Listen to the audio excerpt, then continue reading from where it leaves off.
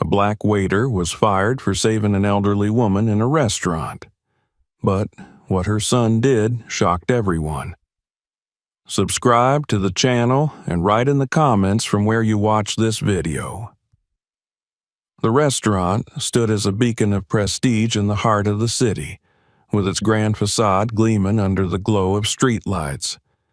It was the kind of place where politicians closed deals over fine wine, where celebrities dined in private booths, and where every detail from the linen napkins to the polished cutlery whispered luxury. Yet, beneath its glittering surface, a darker truth simmered, one that Jason, a young black man with dreams of a better life, faced every day. Jason had grown up in a neighborhood where opportunities were scarce, but his mother had always instilled in him a belief in hard work and resilience. When he landed the job at the restaurant, he felt it was a chance to prove himself in a world that often judged him unfairly. But from the very first day, it was clear that this opportunity came with challenges he hadn't anticipated. The restaurant's manager, Mr. Henderson, embodied everything Jason had learned to expect from people like him: cold stares, condescending tones, and a barely veiled disdain for Jason's presence. Henderson was a man in his early 50s, with sharp features and a suit that seemed as rigid as his demeanor. He ran the restaurant with an iron fist, barking orders at the staff and maintaining an air of superiority that made everyone tread lightly around him. But it was Jason who bore the brunt of his wrath. "Jason, those glasses had better sparkle," Henderson snapped one evening, his voice cutting through the hum of the kitchen. "I don't want a single spot on them. Do you understand me?" "Yes, sir," Jason replied, keeping his voice steady despite the knot tightening in his chest. He turned back to the sink, his hands working quickly but carefully. He could feel Henderson's gaze boring into him, searching for any excuse to berate him further. It wasn't just Henderson who made Jason's days difficult. Some of the staff mirrored their manager's behavior, finding subtle ways to undermine him. A misplaced order here, a sly comment there. It was clear that they saw him as an outsider, someone who didn't belong. But Jason refused to let their actions define him. He greeted every guest with a warm smile, meticulously remembered their preferences, and went out of his way to make their dining experience memorable. There were moments of reprieve, small glimmers of humanity amidst the hostility. Sarah, a fellow server, often stepped in to help Jason when the pressure became overwhelming. She was in her late 20s, with kind eyes and a no-nonsense attitude that made her a favorite among the staff. She had witnessed Henderson's behavior and made it clear she didn't approve. "Don't let him get to you, Jason," Sarah said one evening as they folded napkins in the back room. "You're doing a great job. Everyone can see that." Jason gave her a small smile. "Thanks, Sarah. I just wish it didn't feel like I have to work twice as hard just to be seen as half as good." Sarah's expression softened. "You don't have to prove anything to him or anyone else. Just keep being you. That's more than enough." Despite Sarah's encouragement, Jason couldn't shake the weight of the expectations placed on him. Every misstep felt magnified, every moment of success overshadowed by the knowledge that Henderson was waiting for him to fail. One particularly busy evening, Jason found himself running from table to table, his tray balanced with precision as he navigated the packed dining room. The guests were impatient, the kitchen was chaotic, and Henderson's sharp voice cut through the noise like a knife. "Jason, Table 7 has been waiting for their drinks for 10 minutes. What's taking so long?" Jason hurried to the bar, his heart racing. He grabbed the tray of drinks and made his way back to Table 7, apologizing profusely to the guests. As he set down the glasses, he felt Henderson's presence behind him, watching every move. "You're lucky they didn't complain," Henderson muttered, his voice low but laced with venom. "Next time, don't make them wait." Jason bit back the retort that rose to his lips. He knew it would only make things worse. Instead, he nodded and moved on to the next table, determined not to let Henderson see how much his words stung. By the end of the night, Jason was exhausted. His feet ached, his hands were sore, and his mind was clouded with frustration. As he walked home, he replayed the events of the evening in his head, questioning whether it was all worth it. But then he thought of his mother, her unwavering belief in him, and the sacrifices she had made to give him a chance at a better life. He couldn't give up. Not yet. The next morning, Jason arrived at the restaurant early, as he always did. He polished the silverware, arranged the tables, and prepared himself for another long day. Henderson was already there, barking orders at the kitchen staff. When he saw Jason, he smirked. "Let's see if you can manage to keep up today," he said, his tone dripping with sarcasm. Jason didn't respond. He focused on his work, blocking out Henderson's voice and the doubts that threatened to creep in. He knew he couldn't control how others treated him, but he could control how he responded. And he chose to respond with grace, determination, and a quiet strength that even Henderson couldn't take away. As the day wore on, Jason found solace in the moments of kindness that punctuated the tension. A guest complimented his service. Sarah shared a joke to lighten the mood, and for a brief moment, he allowed himself to hope that things might get better. But deep down, he knew that hope alone wouldn't change anything. He would have to keep fighting, proving his worth every step of the way, until the world saw him for who he truly was, a man of integrity, resilience, and undeniable talent. The restaurant was alive with its usual buzz that evening, the sound of clinking glasses and soft jazz filling the air. Jason moved deftly between the tables, balancing a tray laden with steaming dishes. It was one of those nights where everything felt on the edge of chaos, orders flying in from every direction, guests demanding attention, and a packed dining room with hardly a moment to breathe. Jason thrived on the energy despite the underlying tension that followed him like a shadow. The tables in his section were filled with a mix of regulars and new faces, but one group stood out: two elderly women seated near the center of the room. One of them, dressed in an elegant burgundy dress with a string of pearls resting on her neck, exuded an air of grace and dignity. She was Mrs. Allison, though Jason didn't know her name yet. Her companion was equally well dressed, chatting animatedly as Mrs. Allison listened with a patient smile. Jason approached their table with his usual professionalism, placing their appetizers before them and asking if there was anything else he could do to make their experience better. Mrs. Allison looked up at him and smiled warmly, a rarity among the usual aloofness of the restaurant's patrons. "You're doing a wonderful job," she said, her voice soft but sincere. "It's refreshing to see someone take such pride in their work." Jason's heart swelled at the unexpected compliment. "Thank you, ma'am. I'll be here if you need anything else." Jason's heart swelled at the unexpected compliment. "Thank you, ma'am. I'll be here if you need anything else." As he stepped away, he caught Henderson glaring at him from across the room. The manager's disapproval was almost palpable, but Jason ignored it. He had long since stopped trying to win the man's favor. Instead, he focused on the rhythm of the night, ensuring that every table in his section received the same level of care. The evening wore on, the tempo of the dining room escalating with each passing hour. Jason barely noticed the ache in his legs or the sweat pooling at the small of his back.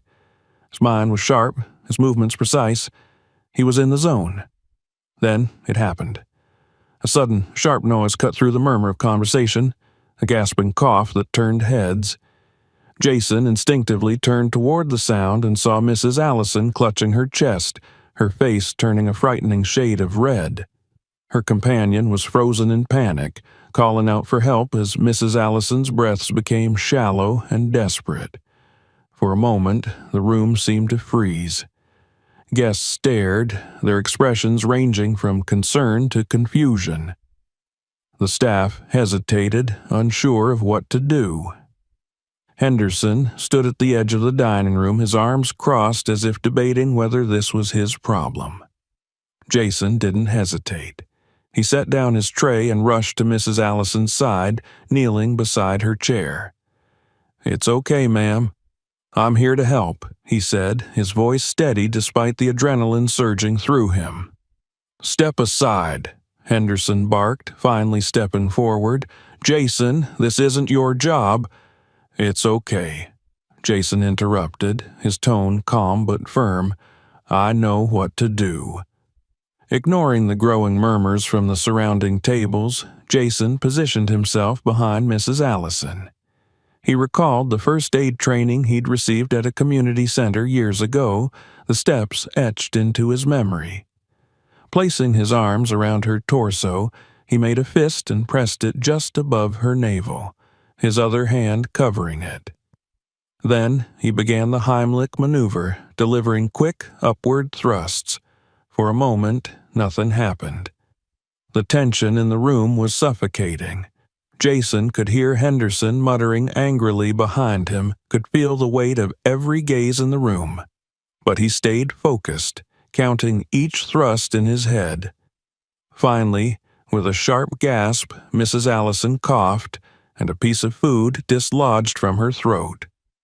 She inhaled deeply, her body shaking as air rushed back into her lungs. Jason stepped back, his hands still hovering near her in case she needed further assistance. The room erupted into applause. Guests stood, clapping and cheering, some even shouting words of encouragement. Mrs. Allison looked up at Jason, her eyes brimming with tears. "Thank you," she whispered, her voice hoarse but filled with gratitude. "You saved my life." Jason smiled, his relief overwhelming. "I'm just glad you're okay, ma'am." The applause began to die down as Mrs. Allison's companion helped her sip some water. Jason gently asked if she needed anything else, and when she assured him she was fine, he returned to his duties. But the moment of triumph was short-lived. "Jason!" Henderson's voice was sharp, cutting through the lingering hum of conversation.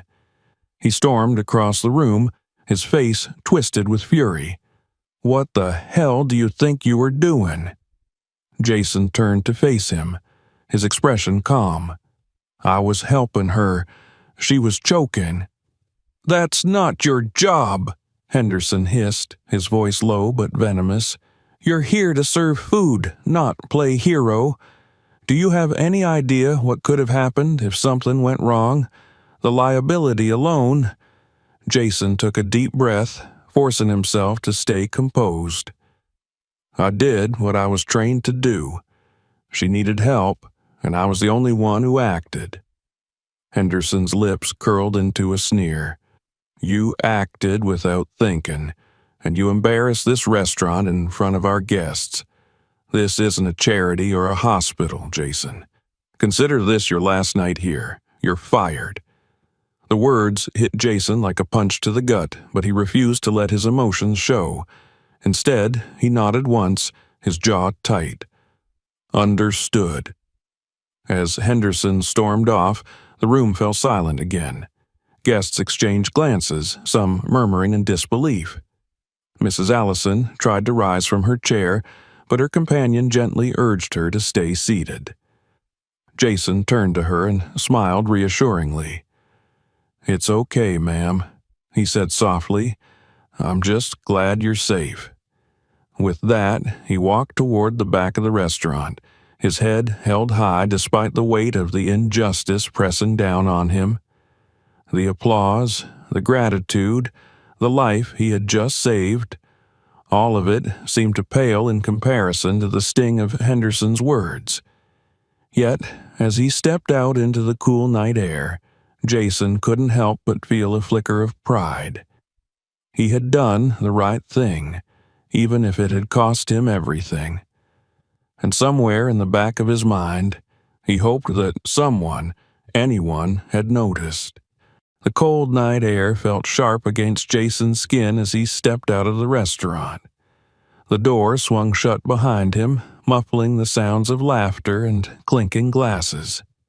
He paused on the empty sidewalk, his heart heavy with the weight of what had just happened. The injustice of it burned in his chest, but beneath the anger there was a quiet pride. He had done the right thing. A woman was alive because he had acted when no one else would. Jason tightened his jacket against the chill and began to walk home. The streets were quiet, the city settling into the soft hum of nighttime. His mind raced, replaying every word, every look, every moment that had led to this point. He thought of Henderson's sneer, the venom in his voice as he delivered the final blow, fired for saving a life. When he reached his small apartment, Jason collapsed onto the worn couch, letting out a long sigh. He stared at the cracked ceiling, his thoughts a whirlpool of frustration and determination. This wasn't the first time he'd faced discrimination, and he knew it wouldn't be the last. But this time he wasn't sure how to move forward. The job at the restaurant had been more than a paycheck. It had been a step toward the future he'd dreamed of. And now it was gone. The next morning, Jason woke to the sound of his phone buzzing on the coffee table. He groggily reached for it, his eyes squinting against the sunlight streaming through the window. The number on the screen was unfamiliar. For a moment, he considered letting it go to voicemail, but something made him answer. "Hello?" His voice was rough from sleep. "Is this Jason?" The voice on the other end was calm and authoritative with a hint of warmth. "This is him. Who's calling?" "My name is Thomas Allison. I believe you met my mother last night." Jason sat up, his heart skipping a beat. "Yes, sir. Is she okay?" "She's fine, thanks to you. She told me everything, Jason, about how you saved her life, about how the manager fired you afterward. I wanted to hear your side of the story." Jason hesitated, unsure of how much to say. He didn't want to sound bitter, even though he had every right to be. "I did what I thought was right," he said finally. "Mrs. Allison was choking, and no one else acted. I couldn't just stand there." Thomas let out a low hum of approval. "And what happened afterward?" Jason recounted the events, keeping his tone neutral, though it was difficult to hide the sting of Henderson's words. When he finished, there was a long pause on the other end of the line. "I see," Thomas said at last. "Jason, I need you to come to the restaurant today. Can you do that?" Jason blinked, taken aback. "To the restaurant? I thought I was—" "Please," Thomas interrupted gently. "There are some things I need to address. Be there at noon." The line went dead before Jason could ask any more questions. He stared at the phone, a mixture of confusion and apprehension swirling in his chest. What could Thomas possibly want? And why did he need Jason to return to the place where he had been so publicly humiliated? At exactly noon, Jason arrived at the restaurant. His stomach churned as he pushed open the door, the familiar scent of roasted garlic and polished wood washing over him. The dining room was empty, the usual bustle replaced by an eerie silence. At the center of the room stood Thomas Allison, a tall man in an impeccably tailored suit. His presence commanded attention, his sharp eyes scanning the room with the ease of someone used to being in charge. "Jason," Thomas greeted, extending a hand. "Thank you for coming." Jason shook his hand, still unsure of what to expect. Of course, sir. Before Jason could say more, the door to the back office opened and Henderson stepped out. His usual confidence faltered when he saw Thomas, his face paling slightly. "Mr. Allison," Henderson said, his tone overly polite, "I wasn't expecting you." "That much is clear," Thomas replied, his voice cold. "Let's sit." The three men took seats at a table near the center of the room. Henderson fidgeted, his usual composure unraveling under Thomas's sharp gaze. Jason remained quiet, unsure of whether he should even be here for this conversation. "My mother told me what happened last night," Thomas began, his tone measured. "She told me how Jason saved her life. She also told me how you responded." Henderson's jaw tightened. "With all due respect, sir, Jason acted recklessly. He put the restaurant at risk." "Stop," Thomas said, raising a hand. His voice was calm, but there was an edge to it that silenced Henderson immediately. "The only one who put this restaurant at risk is you. Firing an employee for saving a customer's life? Do you have any idea how that reflects on us?" Henderson opened his mouth to protest, but Thomas wasn't finished. "I've reviewed Jason's record. He's consistently received positive feedback from guests. He works harder than most of your staff combined. And yet, you've treated him as if he's a liability." Jason shifted in his seat, feeling a flicker of vindication. Thomas turned to him, his expression softening. "Jason, I owe you an apology, not just for what happened last night, but for allowing someone like Henderson to represent this restaurant." Jason nodded, unsure of what to say. Thomas turned back to Henderson, his gaze hardening. "You're fired, effective immediately."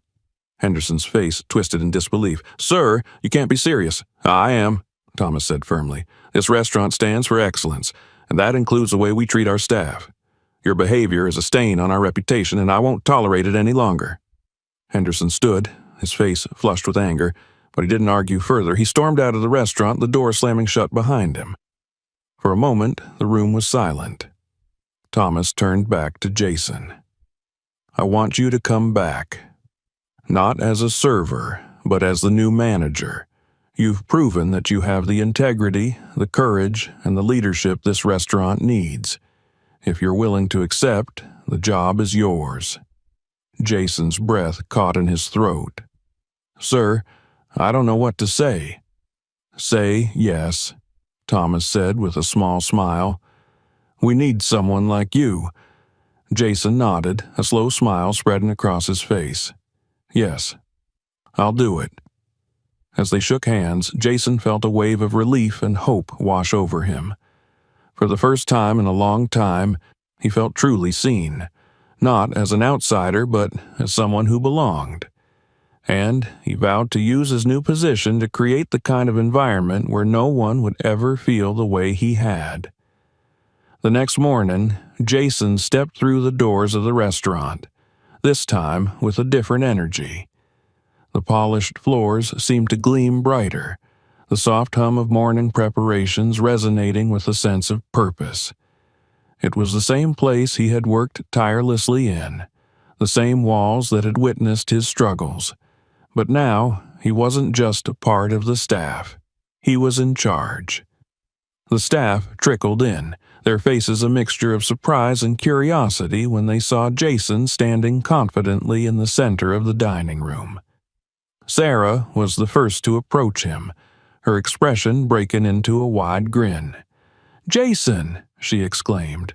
"What's going on? Are you—" Jason nodded, a quiet smile playing on his lips. "I'm the new manager." Her eyes widened, and then she laughed, clapping her hands together. "About time someone saw what you're capable of. Congratulations!" The rest of the team gathered, their expressions ranging from cautious optimism to outright confusion. Jason understood their skepticism. After all, it wasn't every day that someone went from being a server to running the place. He cleared his throat, the murmurs dying down as everyone turned to him. "I know this might come as a surprise," he began, his voice steady but warm. "But I want you all to know that I'm here to make things better, not just for our guests, but for all of us. This restaurant is a team, and every single one of you matters. From now on, we're going to build a place where everyone feels respected, valued, and supported." The staff exchanged glances, some nodding in agreement, others remaining reserved. Jason didn't expect to win everyone over immediately, but he knew actions would speak louder than words. He spent the rest of the morning walking through the restaurant, observing every detail with fresh eyes. He met with the chefs, bar staff, and servers, asking for their input and listening to their concerns. By the time the restaurant opened for lunch, there was a noticeable shift in the atmosphere. The usual undercurrent of tension had eased, replaced by a cautious hope. Jason's first priority as manager was addressing the underlying issues that had plagued the restaurant. He started with a staff meeting that evening, gathering everyone together in the private dining room. The table, usually reserved for high-profile guests, now served as a space for open dialogue. "Let's talk about what's been happening here," Jason began. "I know I'm not the only one who's felt the weight of how things were run. If we're going to move forward, we need to be honest about what's been holding us back." There was a brief silence before Sarah spoke up. "I think a lot of us felt like we couldn't say anything.